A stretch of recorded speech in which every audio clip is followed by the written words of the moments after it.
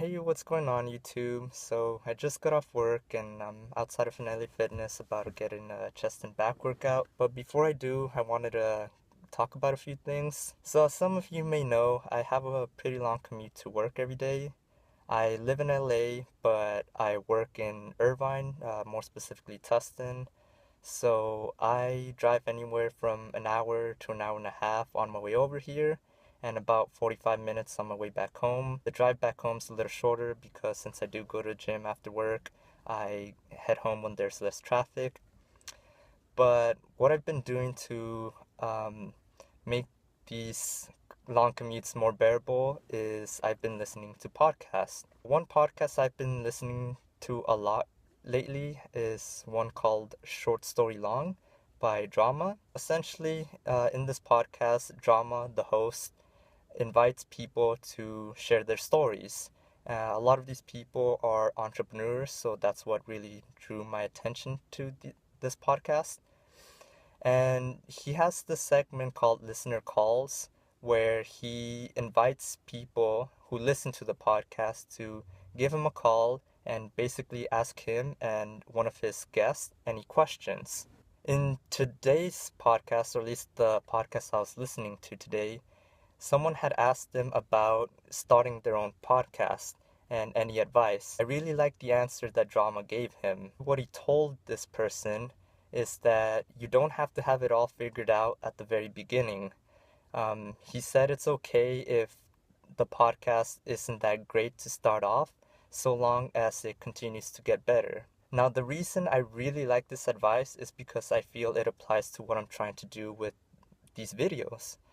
Um, like I was saying in my last video, I want to improve the quality, but as Drama was saying, it's okay if they're not perfect to start off. What really matters, according to Drama, was that you're consistent and that you're actually uploading. That's what I'm trying to do with this channel. I'm trying to consistently post videos, and my goal, I haven't talked about this, but I'm putting it out there now. My goal is to make at least one video every week leading up to the marathon in March. The reason I want to do that is again related to something that Drama talked about in his response to the question on his podcast. He said that in order for your podcast or whatever it is to be successful, you have to kind of stand out a bit. And I feel I can do that with these videos because there's not a lot of videos that talk about lifting and training for the marathon. Well, even if there is, it's usually like one video talking about this topic, but there's no real like series that kind of shows you someone trying to do both lifting and training for the marathon. On that note, I want to talk about how I'm also changing the name of this series. I started calling these series Running and Lifting, episode 1, 2, 3, etc. But now I'm changing it to Running and Marathon Training, episode 1, 2, 3, etc. And the reason I'm doing that is because that is more specific.